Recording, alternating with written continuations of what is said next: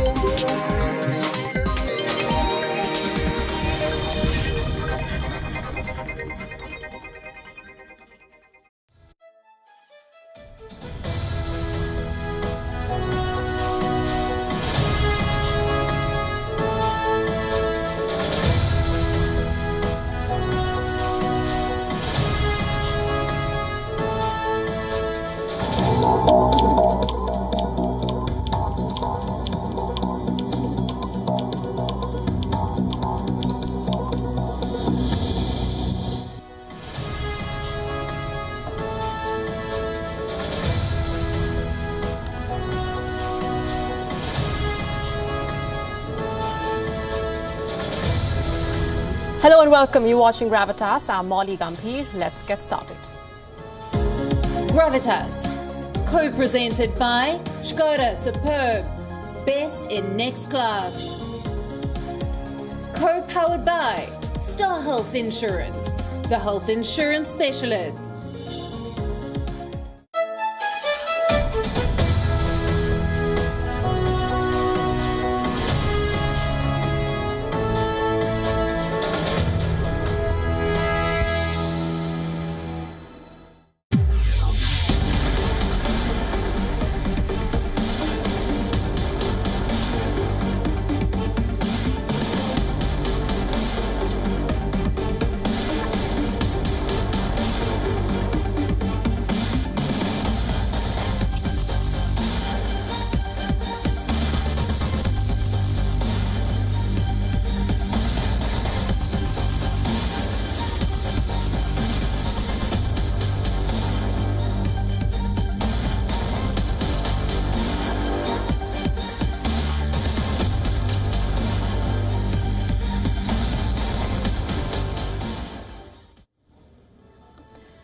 West Asia has been called the land of possibilities.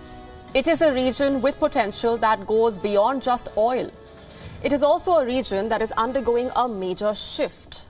New alliances are shaping up, a host of reforms are on the horizon, and the shifting sands of West Asia offer new opportunities. India realizes this very well. It has decided to make the most of it. It wants to leverage this shift. India's External Affairs Minister has embarked on a 6-day West Asia tour. The timing is extremely crucial. On Gravitas tonight, we tell you what's on the agenda, how the India-Gulf relationship goes beyond just the oil, and how New Delhi is gearing up to take this partnership to the next level. The possibilities are immense. We explore what lies ahead. I'm Molly Gambhir. Also on the show for you tonight, France, Austria, and now Switzerland. The terror attack in Switzerland is the latest to send shock waves across Europe and the world. We decode the latest developments. China's war against religion finds a new target. China has now published draft rules to restrict how foreign worshippers operate within the country. Elon Musk is now the world's second richest man. The success story has its share of lessons and, of course, controversies. It is a Gravitas special report. An Indian origin New Zealand MP takes oath in Sanskrit and wins hearts across the world. He is not the first leader to do so. We tell you more. But first, as always, Gravitas Global Headlines.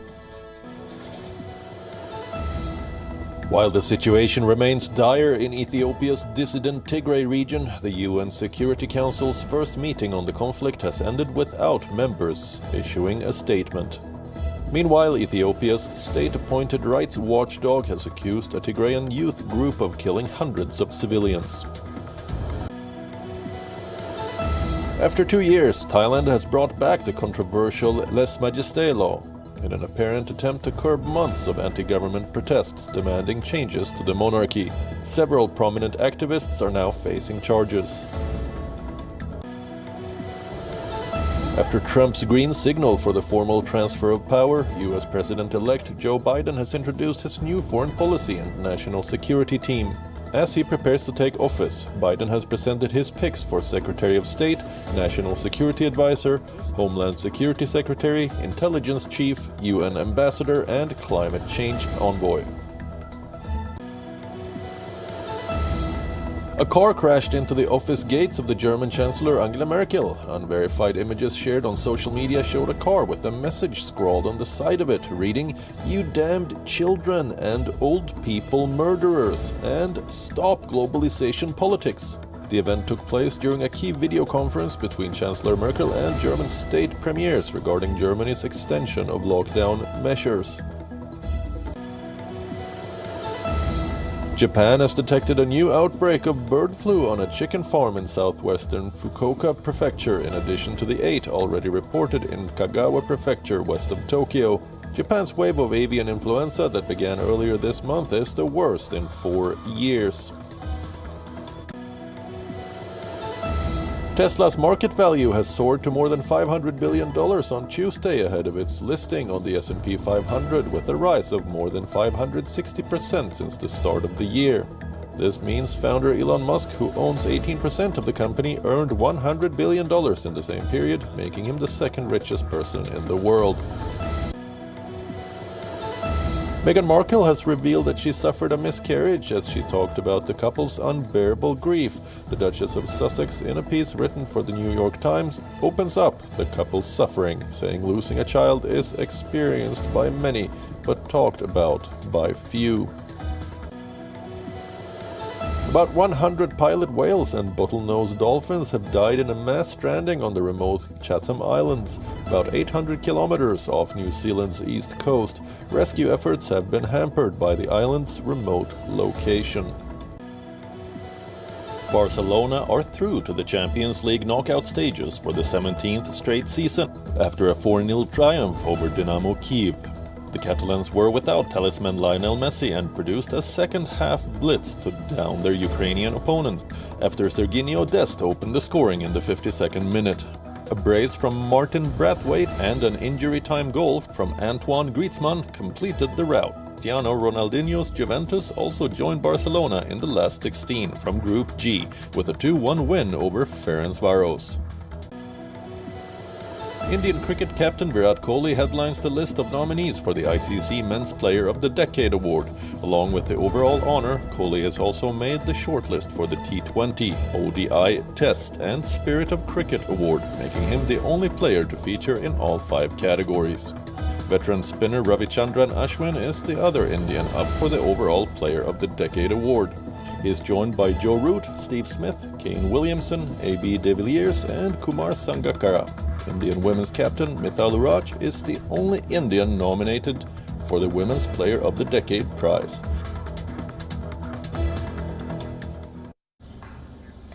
We begin tonight with West Asia. The region is witnessing a major shift. New alliances are shaping up. The Gulf nations are undertaking reforms. And in the midst of all this, India's External Affairs Minister S. Jaishankar has kicked off a tour, a 6-day-long visit to West Asia. The timing is right for New Delhi to make an outreach to expand its relationship with the Gulf, a region that is a key strategic partner for India. On Gravitas tonight, we tell you how a shift in West Asia has opened up opportunities for India, how New Delhi can leverage its strong ties to the region and expand and grow this partnership. Let me first tell you what happened today. India's External Affairs Minister, S. Jaishankar, began his tour with Bahrain today.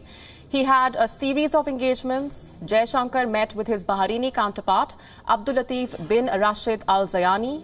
He also met Prime Minister Prince Salman bin Hamad Al Khalifa. He conveyed condolences on the demise of Prince Khalifa bin Salman Al Khalifa, the late Prime Minister of Bahrain.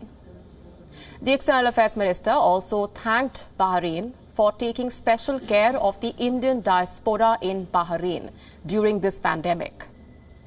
S. Jaishankar also paid a visit to Lord Sri Krishna Temple in Manama, the capital of Bahrain. Last year, Prime Minister Modi had launched a redevelopment project for this 200-year-old temple, a project that is worth $4.2 million. Jaishankar also interacted with members of the Indian diaspora via a video call.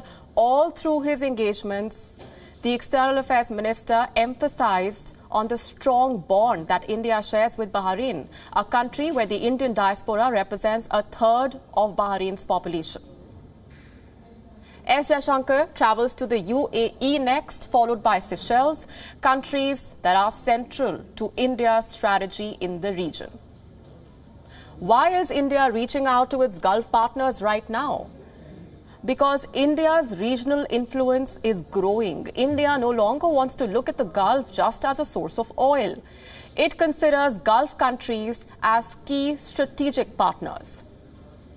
Jaishankar's decision to undertake this tour during a pandemic could be an attempt to achieve key goals that are both short and long-term in nature and build on the personal outreach of Prime Minister Narendra Modi. So what are these goals that the Indian External Affairs Minister could hope to achieve with this tour? We have identified some possibilities. Number one, this is a more immediate concern to protect India's interests in the Gulf. The pandemic has triggered a lot of turbulence in this region. While new alliances are being built, Gulf nations are looking within too. They are tightening their belts. According to one estimate, Arab states or the Gulf could have a deficit of about $490 billion between 2020 and 2023. Their government debt could surge by a record $100 billion this year.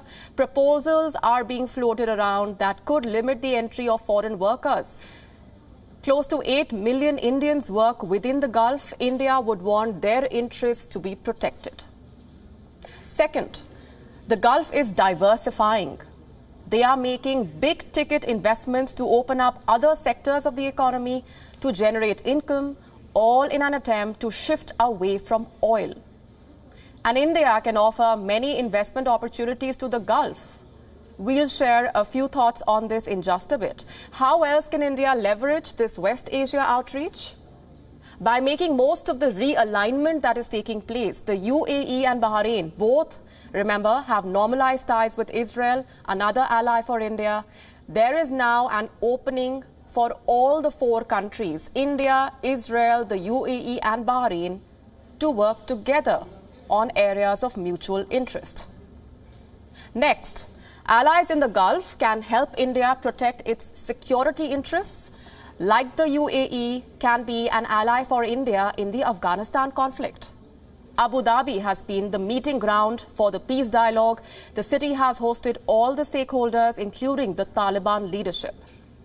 And just before Jaishankar's visit, the UAE stopped issuing new visas to citizens of Turkey and Pakistan, two countries that have tried to push an anti-India agenda at global platforms.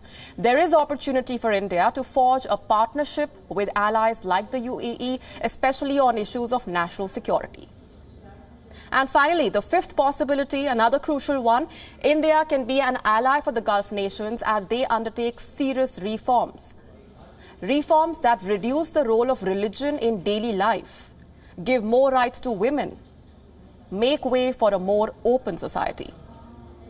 India should consider supporting its Gulf partners in this transition. Under Prime Minister Modi, India is weaving a new strategy for the Gulf, a relationship that goes beyond oil. as these West Asian powers look to reform their economy and wean themselves off their dependence on oil, India is in a strong position to leverage this shift and to build a partnership that could emerge as a force in world affairs. Our next report tells you more.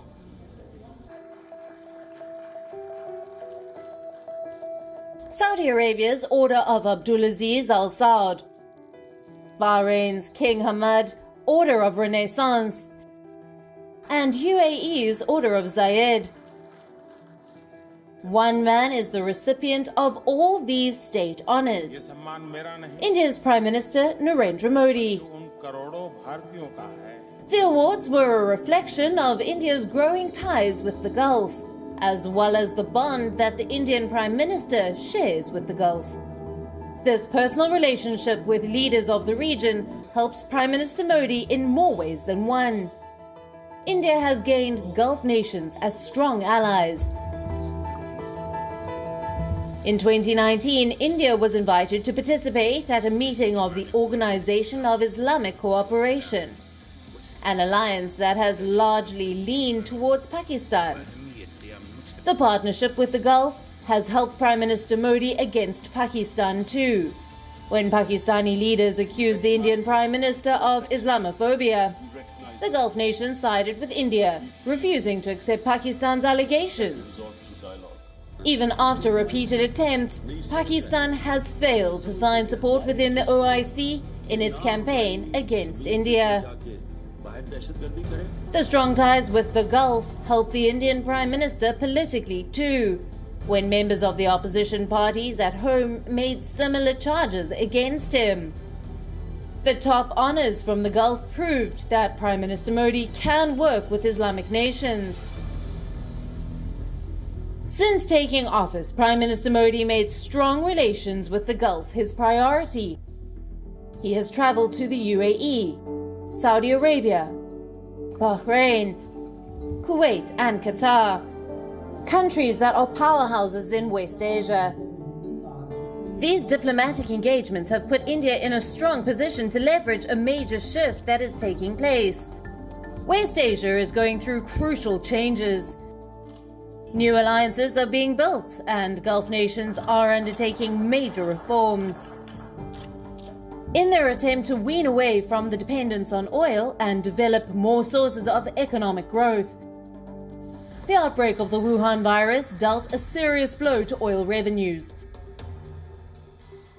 According to the IMF, the Gulf Cooperation Council, or GCC countries, will lose $270 billion in oil revenues this year, a loss that has burnt a major hole in the pocket of oil-dependent economies. Desperate times call for desperate measures, so Gulf nations are accelerating their reforms. After allowing women to drive, Saudi Arabia is planning a slew of reforms. This includes investment in sustainable industries of the future. Last month, the UAE announced a slew of legal changes. This included decriminalization of alcohol, allowing cohabitation for unmarried couples, and the institution of long-term visas. The reinvention of the Gulf is underway, and considering India's strong relationship with the region, New Delhi is poised to take advantage of these changes. Bureau Report, WION, World is One.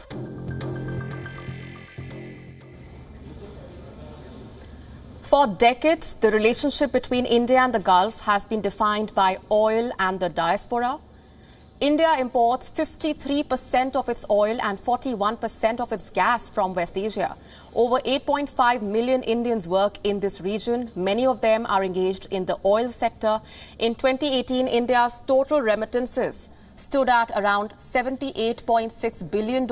Of this, $48.6 billion had come from the 6 GCC or Gulf Cooperation Council. While these numbers are big, India's ties with West Asia cannot be anchored on oil and diaspora alone. And what better time to talk about untapped avenues and newer opportunities than now? The world has been forced to change ways because of the Wuhan virus. Flights are grounded, vehicular movement is limited, energy demands are low, the world is learning to live with this new normal, and this is the perfect time for New Delhi to look at fresh avenues of cooperation that will also be long-lasting. Sovereign wealth funds, for example. By sovereign wealth funds, I mean state-owned investment funds where a government invests its surplus reserves in the country and outside. The sovereign state funds are worth billions, sometimes even trillions. The Abu Dhabi Investment Authority is worth $579.6 billion. Kuwait Investment Authority, $533.6 billion. Saudi Arabia's Public Investment Fund, $347 billion. The Investment Corporation of Dubai, $305.2 billion. These numbers are from the Sovereign Wealth Fund Institute, and here's what they mean. West Asia has spending capacity. India, on the other hand, has investment opportunities and unmatched potential. You see, sovereign wealth funds are invested in places where governments can generate good returns for its citizens and grow assets. Investing in India comes with that guarantee. Saudi Arabia's $347 billion sovereign wealth fund is very crucial to Crown Prince Mohammed bin Salman's Vision 2030. Look where he has invested some of that money. India's Geo Platforms Limited. As India eyes a $5 trillion economy, it can attract sovereign wealth funds in several growing companies across sectors.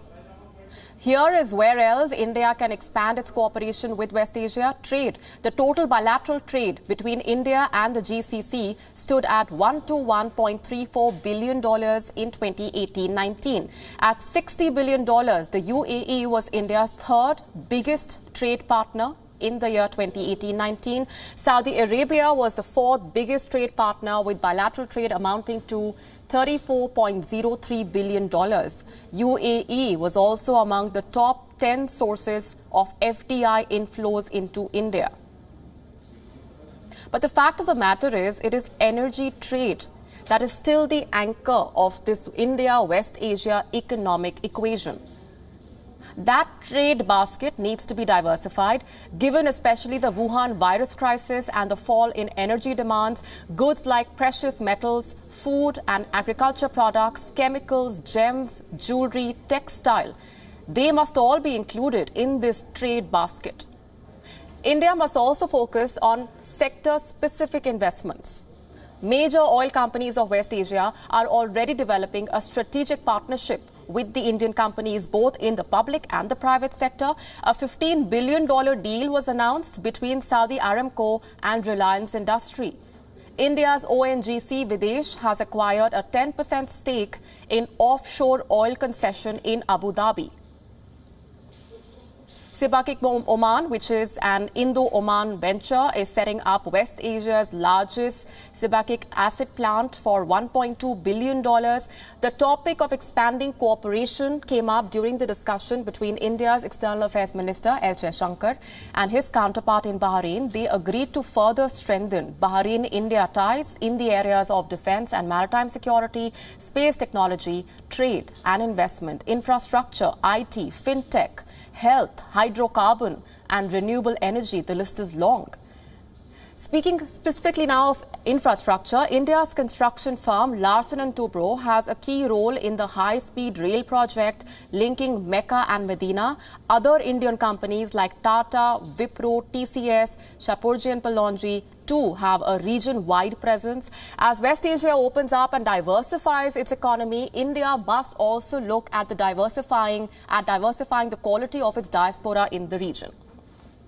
Over a fourth of all NRIs or non-resident Indians live in the 6 Gulf states. 53% of those migrants come from Uttar Pradesh, Bihar and Rajasthan. The vast majority of this diaspora is either semi-skilled or unskilled. So going forward, Indians need to ensure that they tap into this growing opportunity in the Gulf by applying for more white-collar jobs. This Wuhan virus pandemic has shown how India and the Gulf can successfully work together in the most trying times. West Asia helped New Delhi in evacuation missions in the middle of these global lockdowns. Several repatriation flights were flown in and out of the region. India also flew food items, fruits, vegetables to the Gulf, supplied medicines on request. Going forward, India and West Asia must also explore avenues of cooperation on Wuhan virus vaccines, be it through investment or high-tech collaborations. France, Austria, and now Switzerland. This is an extremely difficult time for Europe.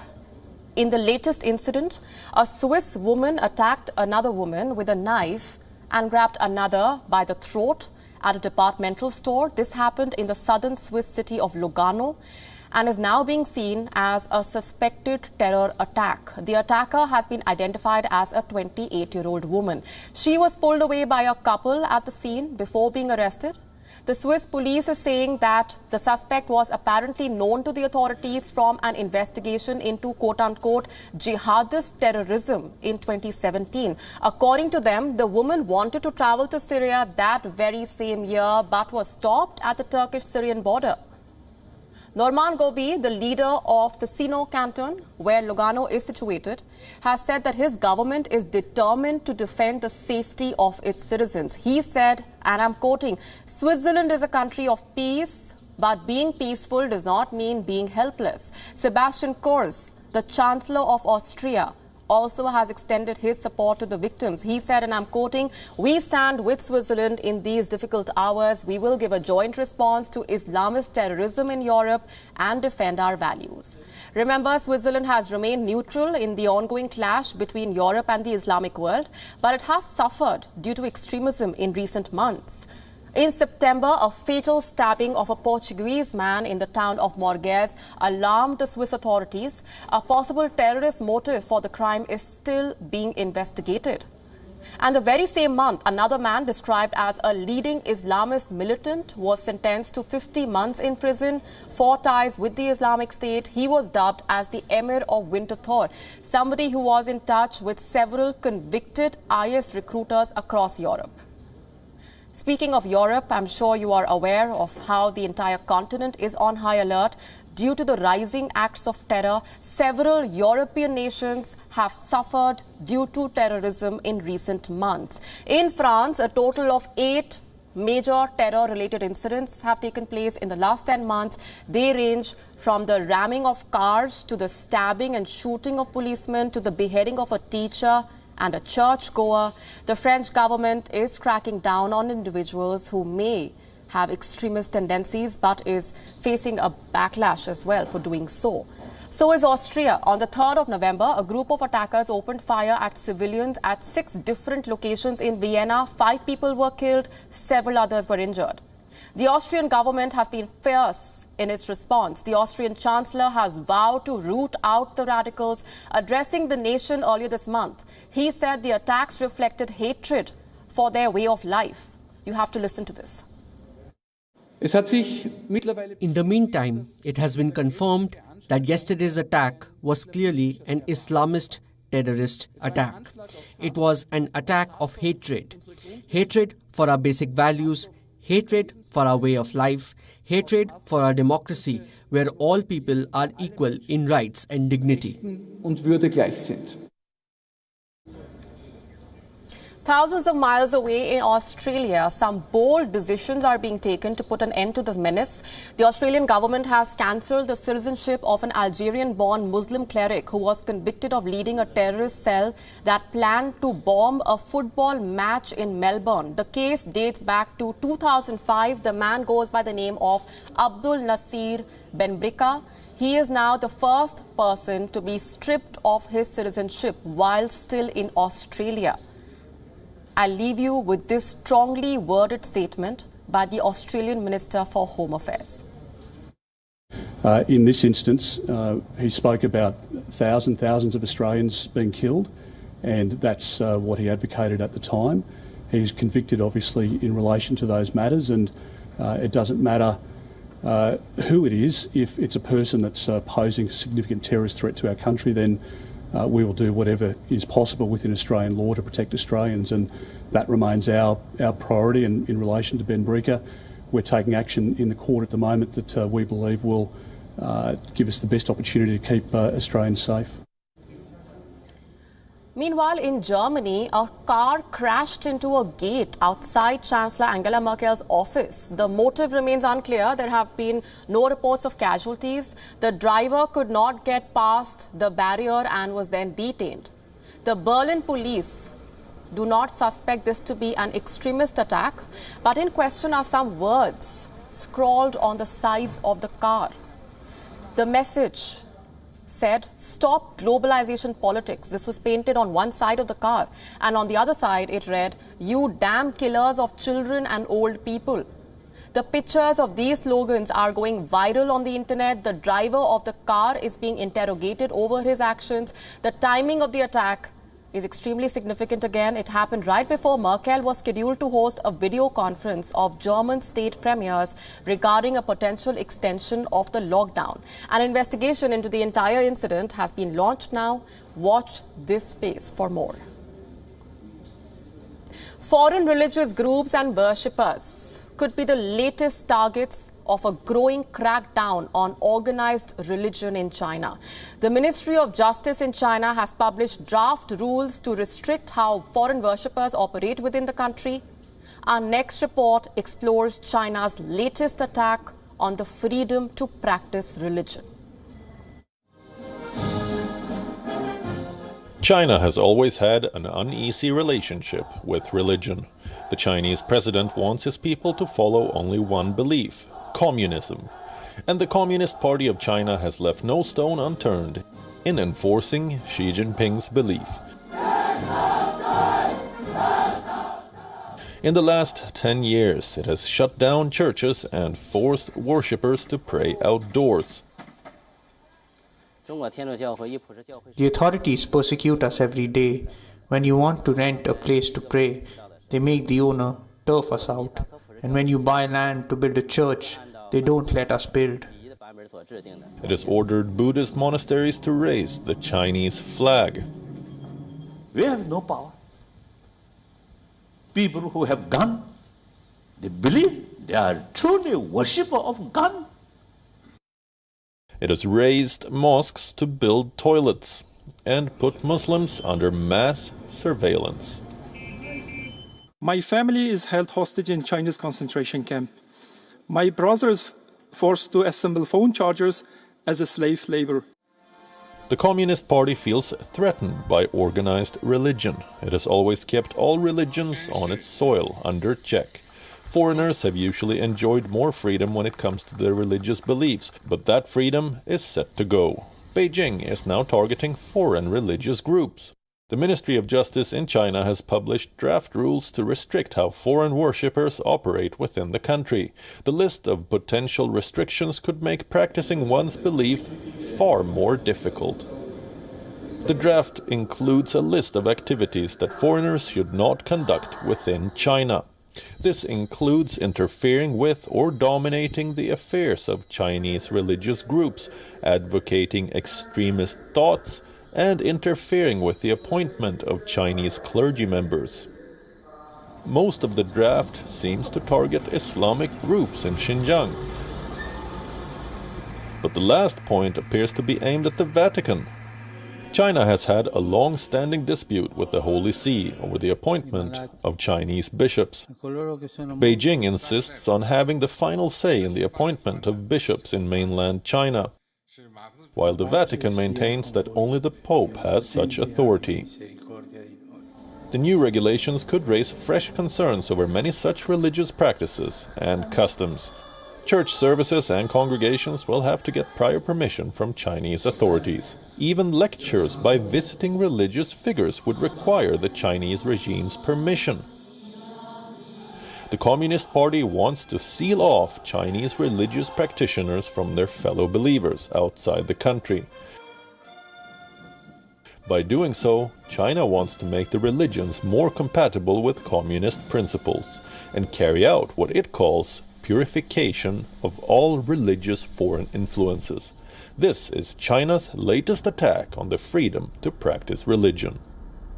Bureau Report, WION. World is One. Have you heard of the latest addition to the India-Pakistan conundrum? It is a dossier war, a war that Pakistan is waging by copying India. Allow me to break this down. On Monday, India handed a dossier to the 5 permanent members of the UN Security Council. This dossier was about a major attack which Pakistan had attempted in Kashmir last week. The attack was foiled. The UN Security Council members were provided with a detailed information docket on how the incident transpired. This also included a list of items and munitions that clearly indicated their Pakistani origins. The dossier rattled Islamabad. How exactly did it respond? By submitting its own dossier, a dossier of lies. This happened within 24 hours. On Tuesday, Islamabad gave UN Secretary General Antonio Guterres a dossier which ironically accused India of stoking terrorism in Pakistan. The dossier called upon the international community to take note of what Pakistan calls India's aggressive activities on its soil. The audacity is astounding.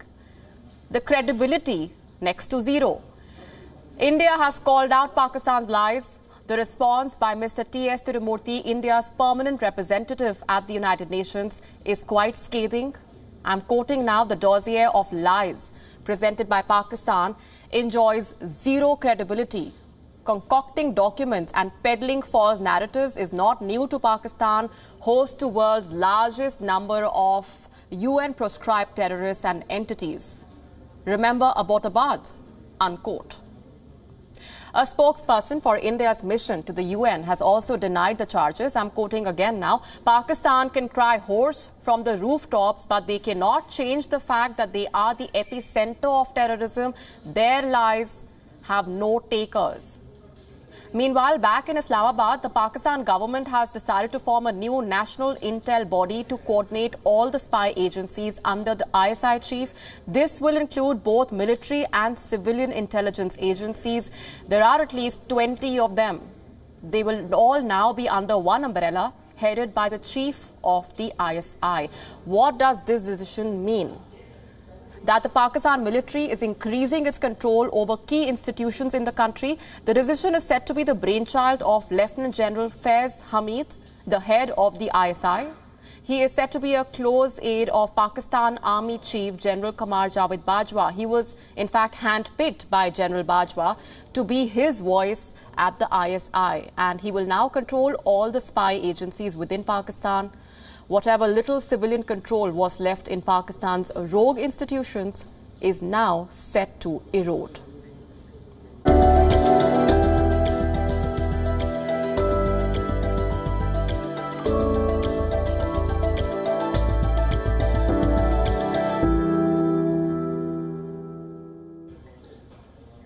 Time for your daily dose of updates on the vaccine race. The vaccine makers are making tall promises. Some say they are ready to roll out the first batch next month itself. Others have set deadlines in early 2021. But what do all these dates mean for India? As we inch closer to a vaccine that works, New Delhi is shaping its own strategy for a rollout. How the vaccine will be distributed is a very integral question because the world has its eyes set on how India handles this. For 2 reasons. One, India has a large population. Putting an end to the pandemic here will be a big victory for the fight against the Wuhan virus. And vaccines are being seen as the ultimate weapon to defeat this pandemic. Secondly, India is one of the biggest exporters of vaccines, and the early batches will have limited supplies. India also has the responsibility of making sure that a shot reaches every Indian and step in to fill the gaps in the global supplies. So the world has an eye on what India's strategy will look like. Now we have an early idea of India's playbook. India could be vaccinating at least 250 to 300 million citizens by July 2021. This could include about 30 million healthcare and frontline workers. For this, India could end up procuring 500 to 600 million vaccine doses. This is a massive undertaking, one that would require coordination at the level of the central government, the states and the districts. Now to the most important question: who will get these vaccines?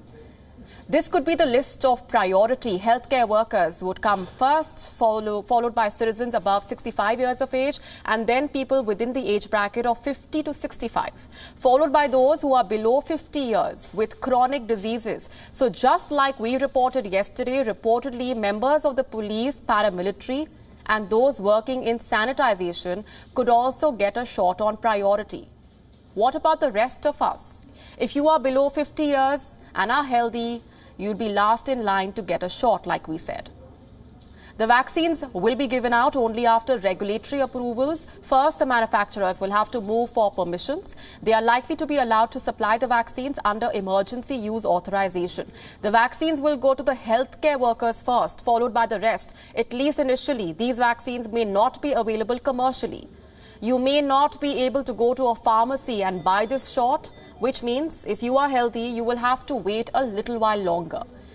India may not opt for the Pfizer vaccine. Reportedly, Health Minister Dr. Harshvardhan has said that it does not make sense for India to consider it yet, as the vaccine has not been given a license so far, even by the US government. Pfizer, remember, is an American company. It has moved for emergency authorization in the United States. Its vaccine is one of the front runners in the rollout.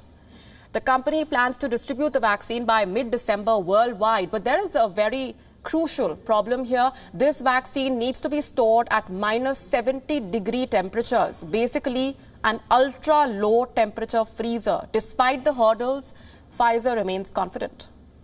If the plan goes as it should, we believe that by mid-December or the end of December, the vaccine may be authorized for use in the United States. But we are also doing the same submission with other regulators around the world, like in Australia, in Japan, in United Kingdom, and in the European Economic Community. We are convinced that before the end of this year, the vaccine will not only be used in the United States, but in various parts of the world. So it seems like Pfizer will send its first vaccine consignments to the developed world. Which vaccine will India end up getting then? Reportedly, India has placed advanced orders for 2 vaccines, the AstraZeneca Oxford shot and Sputnik V. The Oxford vaccine will be supplied via the Serum Institute of India. The company says it has already produced 40 million doses, and by January, they could have up to 100 million doses. The Serum Institute says it plans to sell each shot to the Indian government at $3. That's about 250 Indian rupees. The Oxford vaccine can be up to 90% effective. What about the Sputnik V shot? Yesterday, its makers said that this vaccine is 95% effective and they will be selling it at $10 per shot. This is a 2-shot vaccine, so that means $20 for 2 shots. In India, makers of Sputnik V have tied up with Dr. Reddy's. A trial is underway in India. Earlier this month, Russian President Vladimir Putin said that India and China may produce the Sputnik V for the world. There is another option here, Covaxin, made by Bharat Biotech. Reportedly, Covaxin could be at least 60% effective, and it could be rolled out by mid-2021. The vaccine is in its last phase of trials. So there are multiple options for India to choose from. All that we have to do now is wait for these shots to clear the safety tests.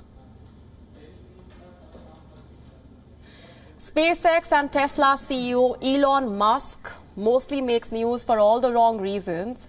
He once wiped off $14 billion from Tesla's value by tweeting that the stock price is too high.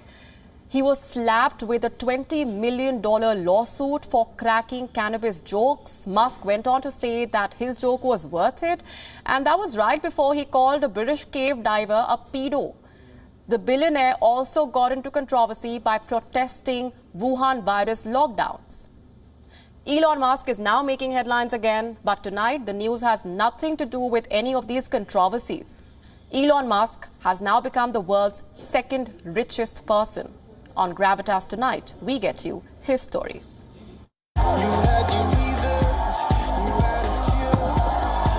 Elon Musk is the world's 2nd richest person today, with a net worth of $128 billion. Guess what? Not so many saw this coming. Not too long ago, the SpaceX and Tesla CEO was being written off. His ideas were being called outrageous, and his dreams, quote-unquote, mental. There is a fine line between being a genius and insane, they said, and that Musk tends to lean towards the latter. Today, the 49-year-old has silenced his critics. But how exactly did Musk get here? He was not born with a silver spoon. If anything, he was born in a broken family in Pretoria, South Africa, and was severely bullied during his childhood. But financial hardships did not keep Musk from taking career risks. Many describe Elon Musk's journey as one defined by bold moves and one leap of faith after another. He studied economics and physics at the University of Pennsylvania, then enrolled himself at Stanford for a PhD. After spending just 2 days on campus, Musk decided to put everything at stake again. He started his first company, Zip2 Corporation. It was later sold to Compaq for $307 million. And from the money he made, Musk co-founded the first online payment company, X.com. Within a year, that company merged with PayPal, which then was sold to eBay for $1.5 billion. Musk used his sale money to fund SpaceX in 2002 and Tesla in 2003. Both the companies have been revolutionary in their own ways and have seen several ups and downs along with their CEO. Between 2002 to now, Musk has been broke, lived off loans from friends, mortgaged his properties, and also seen days when his company's stocks shot through the roof. But this story is not all rainbows and butterflies. Elon Musk once called a British driver a pedo guy. He also downplayed the Wuhan virus, threatened the state of California, and even got a legislator to abuse him in public. But you need to give credit where it's due. While many of Musk's predictions have failed, the ones that have come true have changed the world. Tesla's electric cars have forced more automakers to switch to sustainable energy. Musk's ambitious Hyperloop will be slashing travel time like never before. His Solar City project is promising a greener future. SpaceX recently became the first private company to ferry NASA astronauts to the International Space Station. On the 16th of November, 4 NASA astronauts got on a Tesla car, drove to the launch pad of Florida's Kennedy Space Station, then boarded the one-of-a-kind SpaceX Dragon capsule. As Musk's Falcon 9 rocket blasted off, the message was loud and clear. No matter how outrageous your dreams are, you can always make them come true. Bureau Report, WION. World is one. An Indian origin MP in New Zealand has become a social media favorite after taking oath of office in Sanskrit. The 33-year-old is not the first leader to take oath in Sanskrit outside India. It started with a sitting president of a country. Our next report has the details. Aham Gaurav Sharma, Satyanishtataya, Shudra Karanen, Vastaviktya cha Ghoshyami. This is Dr. Gaurav Sharma, an Indian origin Kiwi legislator.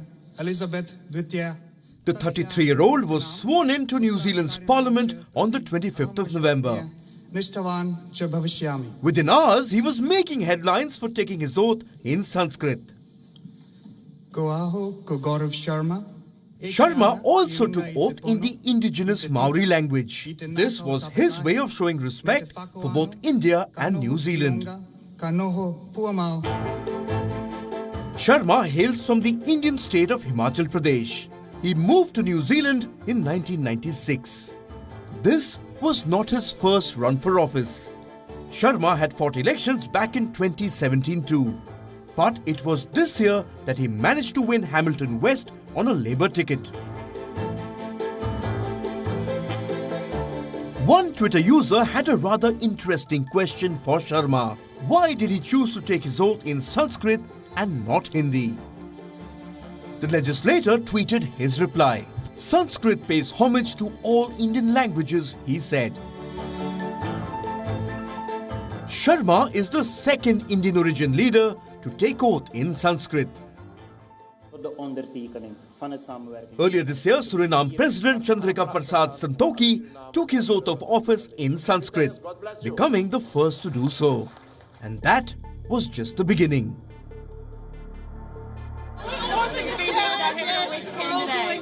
Bureau Report, WION World is One. We're definitely getting to Hamilton. So see you down there soon. Thank you. Let's do it. Let's do it.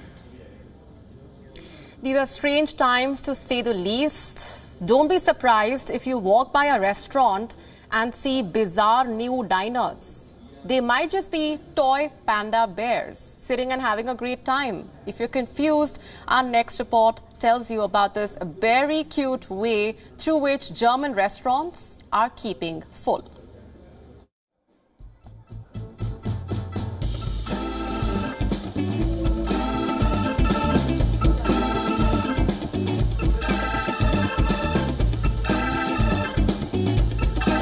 Have you met the plushy new diners at German restaurants?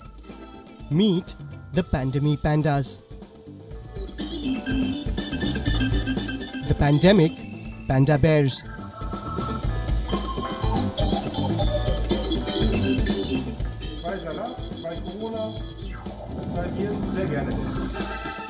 Even amid the pandemic, restaurants across the world are trying to make the mood lighter and provide some comic relief. Ja, wir wollten das Lokal mit Leben füllen. Wir hatten dann Teddy. We wanted to put some life back into our restaurant. We thought of teddy bears, but the teddy bears became panda bears because of panda and pandemic. And so they are pandami pandas.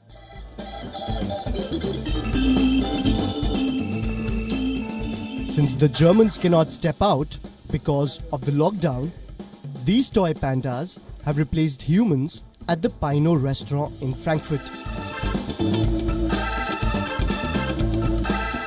They have been made to sit in silent protest against COVID-19 restrictions. Das ist ein stiller Protest. It is a silent protest, an offer to our guests, and we will keep it lit 24 hours long as there is lockdown. So our guests, our potential guests, can see this and enjoy it around the clock.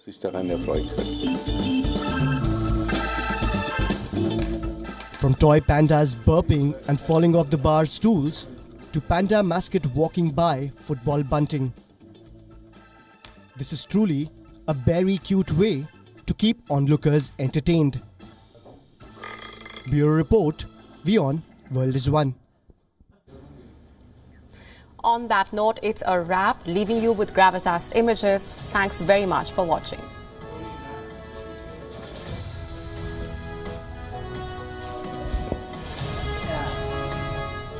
Yeah.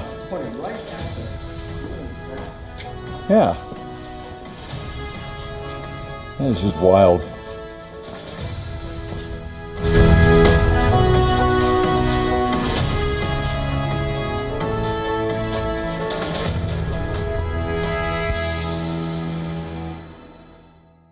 Gravitas, co-presented by Skoda Superb, best in next class.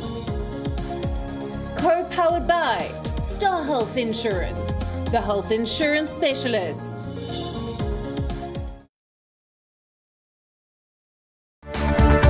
WION now available in the United States. Download the app now. One World Trade Center, that is the one where the impact. The cause of India's freedom for many years. I, Donald John Trump, do solemnly swear. Work in progress.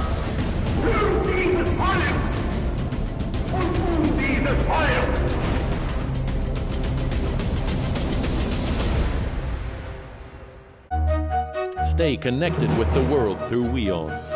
Like the page on Facebook. Follow us on Twitter for new alerts. Instagram for videos and images. And the website for the latest news, views, and analysis. WIONews.com. World is one.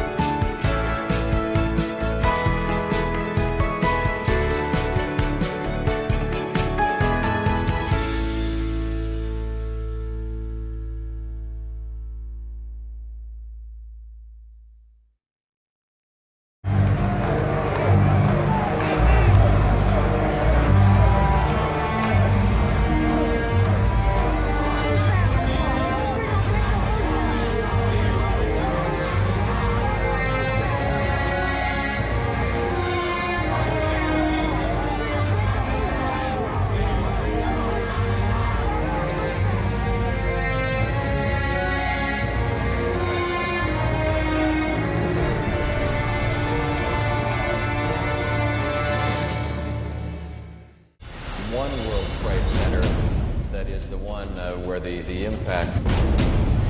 The cause of India's freedom for many years. I, Donald John Trump, do solemnly swear. Work in progress.